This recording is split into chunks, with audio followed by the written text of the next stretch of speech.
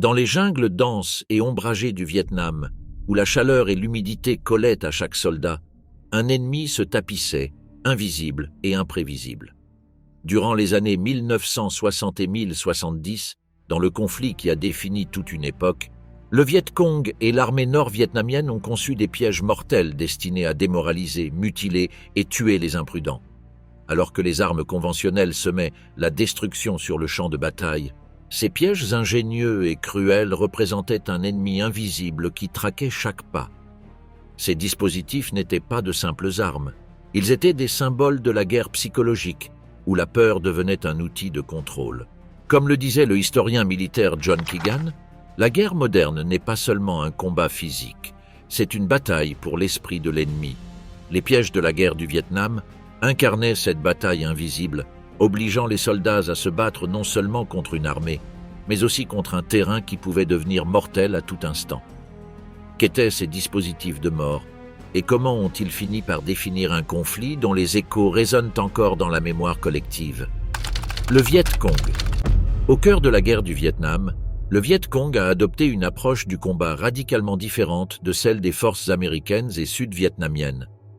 Tandis que l'armée américaine disposait de technologies avancées, d'aviation de combat et d'un arsenal massif, le Viet Cong, composé de guérilleros communistes, s'appuyait sur une guerre d'usure, utilisant des tactiques de guérilla ingénieuses avec des ressources limitées.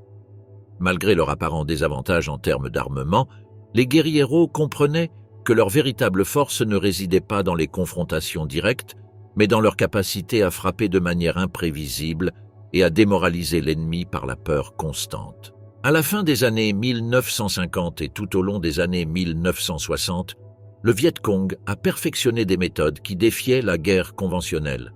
Leur capacité à se déplacer et à disparaître dans le terrain, en particulier dans les jungles denses et les rizières, les rendait presque invisibles aux troupes américaines. Combinée à une compréhension profonde de la culture locale et au soutien de la population, cela leur permettait de résister à une puissance militaire bien plus grande. Comme l'a souligné l'expert en guerre de guérilla David Galula, la victoire du guérillero ne se mesure pas au nombre de batailles gagnées, mais à la capacité d'épuiser l'ennemi jusqu'à ce que son moral se brise.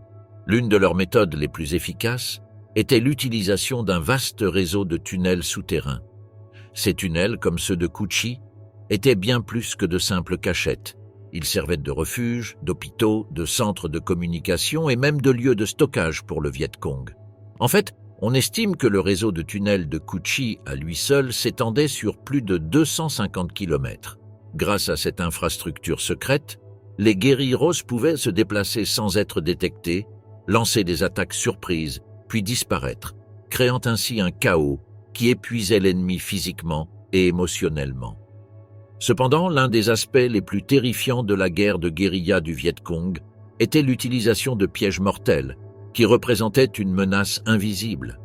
Ces dispositifs, fabriqués à partir de matériaux simples mais efficaces comme le bambou et le métal, non seulement mutilaient et tuaient, mais instillaient aussi la terreur. Les célèbres pieux punji, acérés et placés dans des fosses camouflées, n'étaient que le début. Chaque recoin du terrain pouvait cacher un piège, et chaque pas dans la jungle signifiait faire face à l'inconnu. Forteresse souterraine, les secrets des tunnels de Cu Chi. Pendant la guerre du Vietnam, les tunnels de Cu Chi ont joué un rôle crucial dans les tactiques de guérilla utilisées par le Viet Cong. Ce vaste réseau de tunnels, s'étendant sur plus de 250 km, permettait aux combattants vietnamiens de défier la supériorité militaire des forces américaines et sud-vietnamiennes.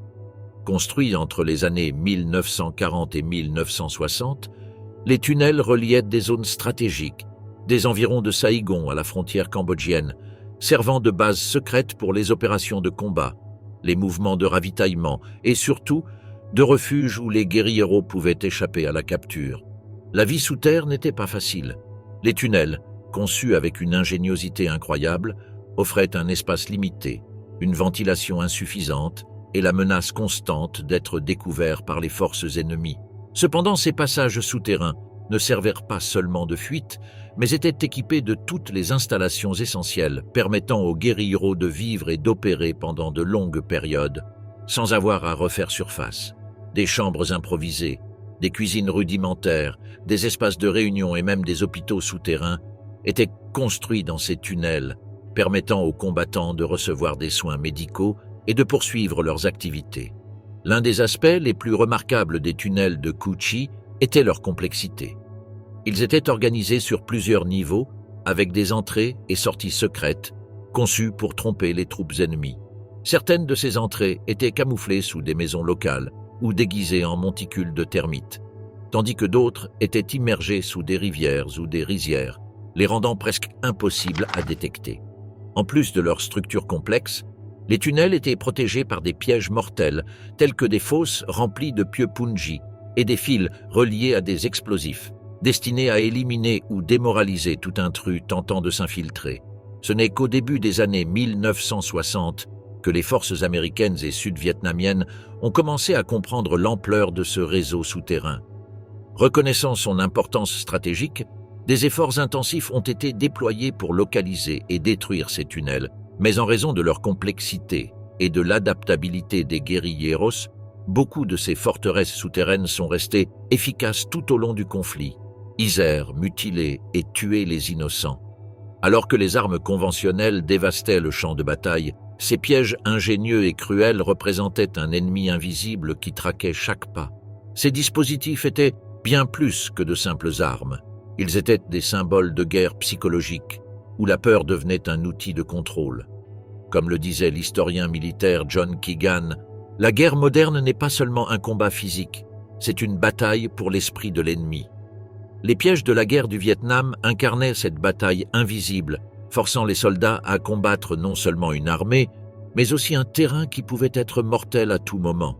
Quels étaient ces dispositifs de mort, et comment en sont-ils venus à définir un conflit qui résonne encore dans la mémoire collective? Bambou mortel, les pieux punji. Les pieux punji furent l'une des armes les plus redoutées utilisées par le Viet Cong pendant la guerre du Vietnam, un exemple brutal de la façon dont des matériaux simples et facilement accessibles se sont transformés en instruments de terreur. Ces pièges, constitués de pieux de bambou aiguisés enterrés dans le sol et recouverts de feuilles ou de terre, étaient conçus pour infliger de graves blessures et instiller la peur parmi les forces ennemies, une tactique qui alliait ingéniosité et cruauté. L'utilisation des pieux punji était stratégique, déployés sur les itinéraires de transit que les troupes américaines ou sud-vietnamiennes pourraient emprunter, comme les sentiers de la jungle ou les rives des rivières. Ils faisaient également partie intégrante de la défense des tunnels de Cu Chi, dissuadant les soldats ennemis de tenter de s'infiltrer dans le réseau souterrain. Le piège était conçu non seulement pour endommager, mais aussi pour laisser des cicatrices physiques et psychologiques profondes. Pour augmenter la gravité des blessures, les pointes des pieux étaient souvent recouvertes de substances létales, des poisons dérivés de plantes locales aux excréments humains et animaux. Cela ajoutait un danger supplémentaire, car même une blessure superficielle pouvait entraîner de graves infections et complications menaçant la vie du soldat. Bien que l'utilisation des pieux punji remonte à la guerre d'Indochine, où les guérilleros vietnamiens employaient des tactiques similaires contre les forces coloniales françaises, ce fut durant la guerre du Vietnam que ces pièges atteignirent leur notoriété. Le Viet Cong perfectionna leur conception, les rendant plus efficaces et mortels. Un témoignage saisissant de la brutalité de ces pièges provient du marine américain Frank Harbert, qui, lors d'une patrouille nocturne dans la jungle, marcha sur l'un de ces pièges et subit des blessures dévastatrices. L'expérience marqua non seulement son corps, mais laissa une cicatrice psychologique profonde, un rappel de l'ingéniosité létale de l'ennemi. Pièges et mines terrestres, l'arsenal invisible du Viet Cong. Pendant la guerre du Vietnam, les pièges et les mines terrestres devinrent l'un des outils les plus efficaces pour le Viet Cong afin de contrer la supériorité militaire de leurs ennemis. Elles étaient non seulement des armes physiques, mais aussi psychologiques, conçues pour exploiter les peurs les plus profondes des soldats américains et sud-vietnamiens. Ces créations ingénieuses, allant des grenades modifiées aux redoutées mines Bouncing Betty, démoralisèrent les troupes, ralentirent leur avancée et causèrent des destructions dévastatrices tant sur le champ de bataille que sur le moral des soldats. Parmi les armes les plus emblématiques se trouvait la mine Bouncing Betty, officiellement connue sous le nom de S. Cet appareil, initialement développé en Allemagne pendant la Seconde Guerre mondiale, était particulièrement létal en raison de sa capacité à s'élever dans les airs avant d'exploser, libérant des éclats à une hauteur dévastatrice. Le Viet Cong s'empara de ces mines à travers les arsenaux ennemis capturés et le soutien discret d'alliés internationaux. En plus de la Bouncing Betty, ils utilisèrent des dispositifs improvisés tels que des toe poppers, de petites mines conçues pour mutiler, et des pièges à fil de fer qui explosaient au moindre contact. L'ingéniosité du Viet Cong ne se limitait pas aux mines préexistantes. Des pièges ingénieux, comme la grenade dans une boîte, démontraient leur capacité à transformer des objets quotidiens en armes mortelles. Ce dispositif consistait en une grenade à main fixée avec un élastique à l'intérieur d'une boîte vide. Lorsqu'un soldat marchait sur la boîte ou la manipulait, la goupille était relâchée, déclenchant une explosion inattendue. Ces pièges étaient extrêmement difficiles à détecter, camouflés parmi le feuillage ou dissimulés sur des sentiers fréquentés, les rendant encore plus dangereux. L'impact de ces tactiques sur les forces américaines et sud-vietnamiennes fut dévastateur. Chaque pas dans la jungle était une loterie mortelle, créant une tension psychologique constante. Comme le rappelait le soldat Leonard Thompson, marcher sur ces sentiers, c'était comme marcher sur un fil tendu. On ne savait jamais si le prochain pas serait le dernier. Cette incertitude affaiblit non seulement le moral des troupes, mais affecta aussi leur performance, les forçant à avancer avec une prudence extrême et retardant leurs opérations. Pour contrer ces menaces invisibles, les forces américaines et leurs alliés développèrent de multiples stratégies. L'utilisation de détecteurs de mines et d'équipements spécialisés devint une pratique courante pour dégager les sentiers avant d'envoyer les troupes. De plus, les missions de reconnaissance aérienne furent intensifiées pour identifier les zones où les pièges étaient plus susceptibles de se trouver. Malgré ces efforts, le Viet Cong continua d'adapter ses tactiques, affinant sa stratégie pour maintenir ses ennemis dans un état constant d'incertitude. Pièges à filet et à chute, l'ingéniosité mortelle du Viet Cong. Les pièges à filet et à chute faisaient partie des tactiques les plus ingénieuses utilisées par le Viet Cong pendant la guerre du Vietnam. Ces dispositifs, apparemment simples, alliaient une efficacité létale à un impact psychologique profond. Conçus non seulement pour neutraliser les troupes ennemies, mais aussi pour instiller une peur constante, ces pièges créaient un champ de bataille rempli d'incertitudes, où chaque pas pouvait être le dernier. Les pièges à filet, également appelés attrape-hommes, étaient une méthode dévastatrice pour capturer et neutraliser les soldats ennemis.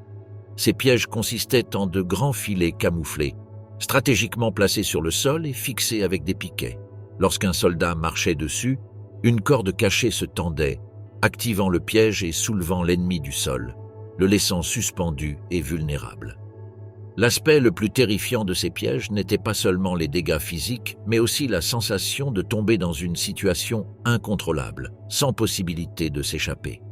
Ces pièges étaient souvent combinés avec d'autres armes, comme des pieux punji ou des fils de fer, augmentant les risques de blessures graves. Un incident qui illustre parfaitement la létalité de ces pièges se produisit en 1966, lors de l'opération Attleboro dans la province de Tainan. Le sergent américain Michael O'Brien et son escouade furent surpris par un piège à filet. Soudainement, je me suis retrouvé soulevé dans les airs, suspendu à un arbre sans savoir ce qui s'était passé, se souvint O'Brien. Heureusement, ses camarades le libérèrent rapidement, mais cet événement démontra clairement le danger imminent posé par les pièges du Viet Cong. En plus des pièges à filet, le Viet Cong utilisait également des pièges à chute, conçus pour faire tomber les soldats dans des fosses ou des structures cachées. Ces pièges, souvent camouflés avec des feuilles ou des branches, étaient mis en place dans des zones de passage fréquents, augmentant l'incertitude et le danger. Les soldats ne savaient jamais quand ils risquaient de tomber dans un piège, rendant la mission d'avancer à travers un territoire hostile encore plus terrifiante. L'utilisation d'animaux venimeux et de sabotage. Pendant la guerre du Vietnam, le Viet Cong démontra une maîtrise de la guerre psychologique, en utilisant non seulement des pièges physiques, mais aussi des créatures venimeuses et des tactiques de sabotage pour semer la panique et déstabiliser le moral des forces ennemies. Avec une créativité implacable, le Viet Cong transforma des serpents, des scorpions et d'autres animaux dangereux en armes létales, utilisant leur connaissance du terrain et de la faune locale pour créer un environnement de peur constante. Les serpents venimeux, tels que les cobras et les vipères, étaient utilisés de manière stratégique, placés dans des sacs à dos, cachés dans des pièges, ou même dans des zones où les soldats dormaient. L'objectif était de créer une terreur psychologique qui sapait le moral des troupes. L'idée d'être attaqué par une créature venimeuse tout en se reposant dans la jungle avait un impact profond sur les soldats, qui redoutaient à la fois les tirs ennemis et les rencontres avec des animaux mortels. Cette forme de sabotage psychologique causait non seulement des pertes physiques, mais affectait aussi l'état mental des combattants. Un incident particulièrement notable se produisit en 1967 lorsque le caporal John Harker, un marine américain, fut mordu par un cobra venimeux lors d'une patrouille dans la province de Quang Tai. J'ai ressenti une douleur aiguë dans mon bras et j'ai vu le serpent se glisser hors de ma vue. En quelques minutes, tout mon bras est devenu engourdi et je pouvais à peine le bouger, se souvint Harker. Grâce à l'intervention rapide de son équipe, qui appliqua un garrot et demanda une évacuation médicale, Harker survécut à l'attaque. Cependant, l'événement laissa une cicatrice psychologique profonde, non seulement sur lui, mais aussi sur ses camarades. La paranoïa de se faire mordre par un serpent se répandit rapidement parmi les troupes américaines et sud-vietnamiennes, affectant leur morale et augmentant leur sentiment de vulnérabilité. En plus des créatures venimeuses, le Viet Cong mettait également en œuvre des tactiques de sabotage pour empoisonner les réserves de nourriture et d'eau. Les guérilleros utilisaient des méthodes subtiles, plaçant du poison dans les puits d'eau ou dans la nourriture destinée aux soldats. Ce type de sabotage causait non seulement des torts physiques, mais favorisait aussi un sentiment de méfiance. Les soldats ne pouvaient jamais être totalement sûrs de la sécurité de leurs provisions, créant un sentiment constant de paranoïa et affaiblissant leur capacité à opérer efficacement. En résumé, le Viet Cong ne combattait pas seulement sur le champ de bataille avec des armes traditionnelles, mais exploitait également son environnement naturel pour créer un climat de terreur et de méfiance.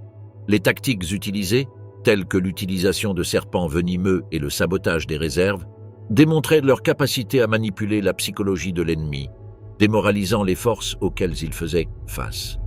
Piège à fils, la terreur silencieuse. L'une des tactiques les plus mortelles et furtives utilisées par le Viet Cong pendant la guerre du Vietnam était celle des pièges à fils, une série de dispositifs létaux qui transformaient les jungles denses en un champ de mines rempli de terreur et de mort. En exploitant la simplicité des matériaux disponibles et le terrain de la jungle, le Viet Cong mettait en place des pièges tels que le piège à ressort et le piège glissant, qui causaient des blessures dévastatrices et créaient une atmosphère constante de peur et d'incertitude. Les pièges à ressort, également appelés pièges à fouet, étaient parmi les plus mortels et efficaces. Construits avec des fils tendus et reliés à un arbre ou à une tige de bambou courbée, ces pièges fonctionnaient grâce à un mécanisme simple mais hautement efficace. Une extrémité du fil était fixée au sol, tandis que l'autre était connectée à un objet tranchant, comme un crochet métallique ou des pics. Lorsqu'un soldat trébuchait involontairement sur le fil caché, le mécanisme s'activait rapidement, libérant l'objet tranchant avec une telle force qu'il pouvait percer la chair ou même causer la mort instantanée. Un incident notable impliquant un piège à ressort s'est produit en 1966 lorsque le soldat James O'Neill faisait une patrouille dans les jungles de la province de Binh Duong. Il ne remarqua pas le fil avant qu'il ne soit trop tard. Je n'ai pas vu le fil avant qu'il ne soit trop tard. Soudain, j'ai ressenti une douleur intense dans ma jambe et j'ai regardé vers le bas pour voir un crochet métallique profondément enfoncé dans mon mollet, se souvint O'Neill. Incapable de marcher en raison de la gravité de la blessure, O'Neill fut évacué par ses camarades, mais son histoire n'est qu'une parmi tant d'autres qui documentent la létalité de ces pièges. En plus des pièges à ressort, le Viet Cong utilisait également des pièges glissants et des fils de fer tendus qui, dans de nombreux cas, non seulement causaient des blessures physiques, mais avaient également un fort impact psychologique. La menace constante de tomber dans un piège à fil créait un état permanent d'anxiété parmi les soldats américains et sud-vietnamiens qui ne savaient jamais si leur prochain pas serait leur dernier. Démanteler les pièges. Alors que les forces américaines et sud-vietnamiennes faisaient face à la menace invisible des pièges du Viet Cong, elles se rendirent vite compte qu'elles ne pouvaient pas simplement attendre de devenir victimes. La présence constante de ces dispositifs létaux conduisit à la nécessité de méthodes innovantes et efficaces pour contrer les dangers cachés qui se cachaient dans chaque recoin de la jungle. L'adaptation et la créativité étaient essentielles pour sauver des vies et réduire l'impact physique et psychologique des pièges, qui avaient déjà causé des milliers de victimes. Une figure clé dans le développement de contre-mesures fut le capitaine Ernest Ernie Brace, un ingénieur de l'armée américaine arrivé au Vietnam en 1963. Témoin de la dévastation causée par les pièges, Brace était déterminé à trouver une solution. Après avoir étudié de près les dispositifs capturés, il se consacra à analyser l'ingénierie derrière les pièges du Viet Cong, comprenant les mécanismes afin de trouver des moyens de les désamorcer. Grâce à ses recherches et à sa collaboration avec des alliés locaux, il développa des techniques qui sauvèrent des vies et aidèrent à atténuer les effets de ces dispositifs ingénieux. L'une des méthodes les plus importantes pour contrer les pièges consistait à former les soldats à repérer les signes visibles de perturbation de la nature. Plutôt que d'agir de manière impulsive, ils étaient formés pour reconnaître des signes tels que la végétation déplacée ou le sol perturbé qui indiquaient la présence de fils de fer ou de dispositifs cachés. De plus, les soldats étaient instruits à aborder les zones suspectes avec une extrême prudence et à maintenir une communication constante entre eux, partageant toute information concernant les pièges potentiels. Non seulement la formation était cruciale, mais des outils spécialisés furent également développés pour aider à désarmer et neutraliser les pièges. Par exemple, des pelles à long manche et des crochets furent créés pour permettre aux soldats de manipuler les mécanismes sans mettre leur vie en danger. Ces innovations, bien que simples, étaient essentielles pour réduire la mortalité et les blessures, permettant aux troupes de se déplacer plus en sécurité dans ce terrain hostile. Les tactiques de démantèlement des pièges, bien que efficaces, ne purgèrent pas la peur constante. Cependant, elles aidèrent à restaurer la confiance parmi les soldats, leur fournissant des méthodes pour confronter une menace invisible avec l'espoir qu'ils ne deviendraient pas les victimes de ces dispositifs. La guerre psychologique du Viet Cong, alimentée par les pièges, n'avait jamais perdu sa capacité à terrifier, mais les efforts pour désarmer et éduquer les soldats marquèrent un tournant qui permit aux forces américaines et sud-vietnamiennes de reprendre le contrôle de la situation, du moins en termes de sécurité. Une tapisserie historique de la tromperie dans la guerre. À travers l'histoire, la tromperie a été un outil fondamental de la stratégie militaire, jouant un rôle crucial dans de nombreux conflits décisifs. Bien que les pièges et les tactiques de guerre de guérilla du Viet Cong pendant la guerre du Vietnam soient un exemple emblématique de ces tactiques, il est important de reconnaître qu'ils n'étaient pas les seuls à utiliser la subterfuge pour remporter la victoire. Depuis la guerre de Corée jusqu'aux conflits antérieurs, l'art de la tromperie a évolué, reflétant les changements dans la nature même de la guerre. Pendant la guerre de Corée, 1950 à 1953, les deux Corées, ainsi que leurs alliés, ont employé diverses tactiques de tromperie pour surpasser leurs ennemis. Les forces nord-coréennes utilisaient le camouflage et cachaient leur artillerie, l'enfouissant dans des bunkers souterrains, ou l'intégrant au terrain accidenté pour surprendre les forces de l'ONU, utilisant des tactiques de harcèlement et de fuite similaires à celles du Viet Cong. Les Nord-Coréens attaquaient rapidement et disparaissaient dans les collines et montagnes de la péninsule coréenne. D'un autre côté, les forces sud-coréennes et de l'ONU utilisaient la désinformation pour désorganiser les troupes ennemies, comme l'a montré l'opération Pole Charge d'octobre 1950. Ce plan de tromperie a convaincu les forces nord-coréennes qu'une grande offensive amphibie était imminente, détournant leurs ressources et leur attention des véritables points de conflit. Plus loin dans l'histoire, la Seconde Guerre mondiale a vu un usage notable de la tromperie, aussi bien par les Alliés que par les puissances de l'Axe. Les tactiques de tromperie les plus célèbres de cette guerre ont été mises en œuvre en préparation pour le débarquement du jour J en 1944. L'opération Groupe d'armées fictif, une manœuvre de désinformation orchestrée par les Alliés, a amené les Allemands à croire que l'invasion aurait lieu à Pas-de-Calais plutôt qu'à Normandie. En créant une armée factice avec de faux radios, des chars gonflables et des mouvements simulés, les Alliés ont réussi à tromper les forces allemandes, détournant des ressources critiques et contribuant ainsi au succès du débarquement du jour J. À travers l'histoire, la tromperie sur le champ de bataille n'a pas été utilisée seulement comme un outil de guerre psychologique, mais aussi comme une tactique de survie. Des canons cachés en Corée aux armées fantômes en Europe, Les leçons du passé nous montrent que la guerre n'est pas seulement menée avec des armes, mais aussi avec des esprits aiguisés et des stratégies invisibles. Dans le cas du Vietnam, l'utilisation de la tromperie par le Viet Cong ne se limitait pas aux pièges physiques comme les pieux punji ou les mines terrestres. Elle s'étendait également à la guerre psychologique qui semait le doute et la peur parmi les forces américaines et sud-vietnamiennes. L'histoire montre que la tromperie est aussi vieille que la guerre elle-même et sa capacité à changer le cours des conflits reste aussi pertinente aujourd'hui qu'elle l'était dans les jungles du Vietnam ou dans les tranchées de la Seconde Guerre mondiale. L'étude de ces tactiques révèle une dimension plus profonde de la guerre, où la perception et la surprise peuvent être aussi meurtrières que n'importe quelle balle ou explosion. L'impact durable des pièges. Les pièges déployés par le Viet Cong pendant la guerre du Vietnam ont laissé une marque profonde, non seulement sur les soldats qui les ont affrontés, mais aussi sur le paysage même de la région. Ces pièges, bien que rudimentaires dans de nombreux cas, se sont avérés étonnamment efficaces, non seulement en termes de dommages physiques infligés aux forces américaines et sud-vietnamiennes, mais aussi par leur capacité à démoraliser les combattants et à modifier les stratégies militaires traditionnelles. Lorsque les forces américaines et sud-vietnamiennes s'aventuraient dans les jungles denses et le terrain traître du Vietnam, elles se rendèrent vite compte que les pièges cachés du Viet Cong représentaient une menace constante et imprévisible.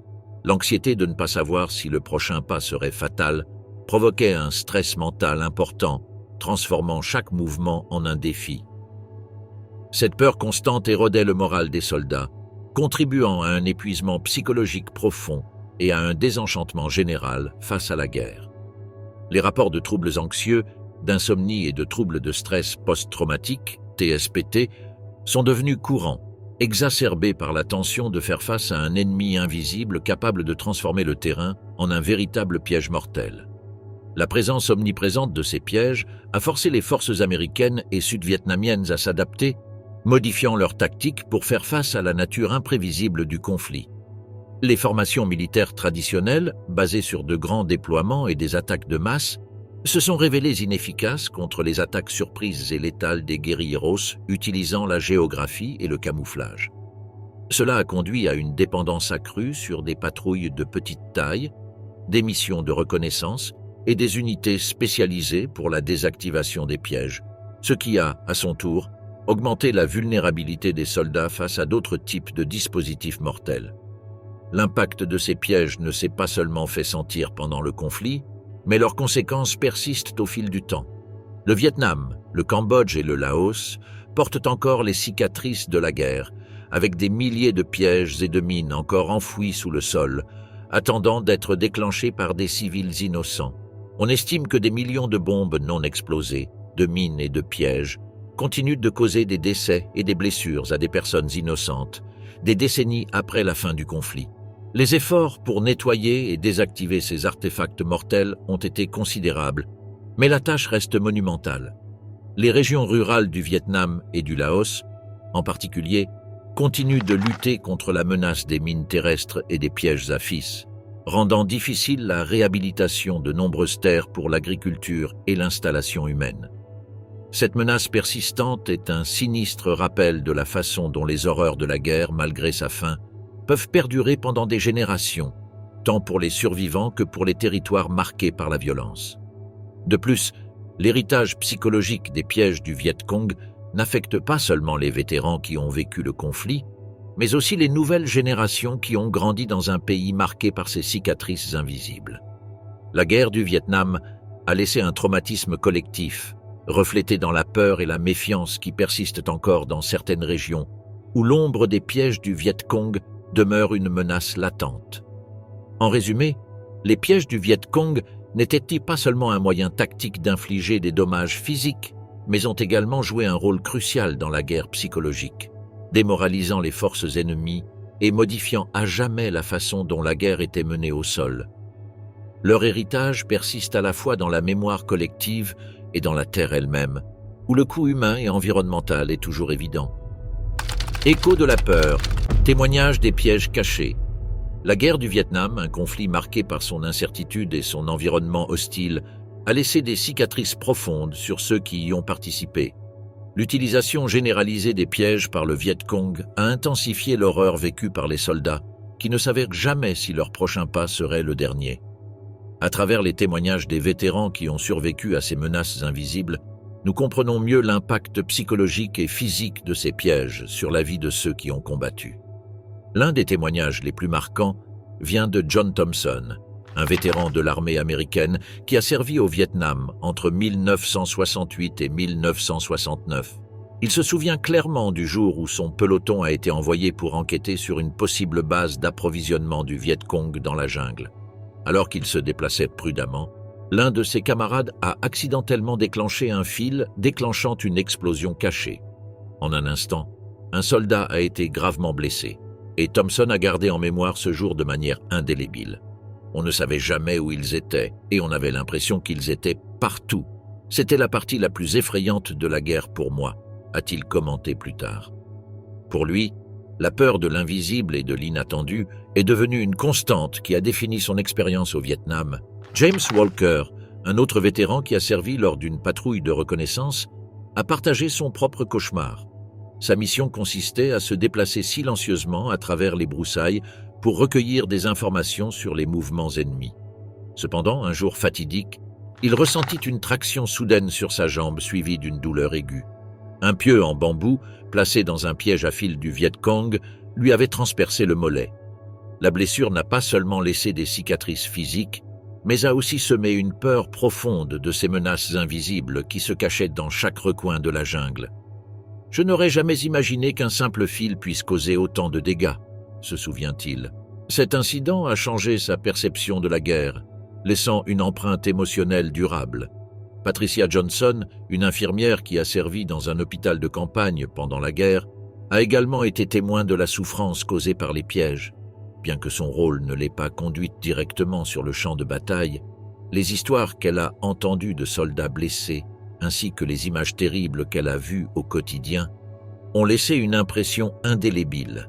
À de nombreuses occasions, des soldats arrivaient gravement blessés par des pieux punji, des pièges à fil ou des explosifs improvisés, avec des blessures si horribles que la simple description de celles-ci inspirait plus de peur que les blessures elles-mêmes.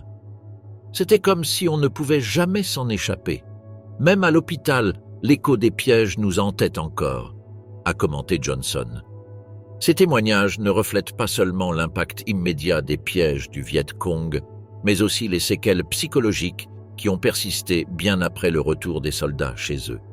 La peur de l'invisible et de l'imprévisible, combinée au traumatisme des blessures physiques et émotionnelles, est devenue un héritage qui a hanté de nombreux vétérans pendant des années, alimentant des troubles anxieux et le stress post-traumatique. La guerre du Vietnam, axée sur la guerre de guérilla, a à jamais changé la manière dont les armées perçoivent et affrontent les menaces non conventionnelles. Les pièges du Viet Cong, bien que rudimentaires, étaient parmi les tactiques les plus efficaces de la guerre, car ils causaient non seulement des pertes humaines, mais aussi la destruction de l'esprit et du moral des forces ennemies. La guerre a laissé des blessures invisibles, un rappel constant d'un ennemi qui combattait avec ruse, s'adaptant au terrain et exploitant toutes les ressources disponibles. En concluant notre exploration des dangers cachés de la guerre du Vietnam, il est impossible de ne pas reconnaître l'impact profond des pièges et des tactiques ingénieuses employées par le Viet Cong, ainsi que le courage et la résilience des soldats et du personnel de soutien qui y ont fait face. La guerre, souvent vue comme un affrontement de force, était aussi une lutte contre les peurs invisibles qui se cachaient à chaque coin de rue. Comme l'a dit le général américain William Westmoreland, la guerre est la peur vêtue de courage. Les histoires de ceux qui ont servi dans ce conflit sont des témoignages de leur courage, surmontant non seulement la menace physique, mais aussi la souffrance psychologique d'un environnement rempli d'incertitudes. Ces expériences nous rappellent que la guerre, au-delà de sa violence, est un défi constant contre l'inconnu.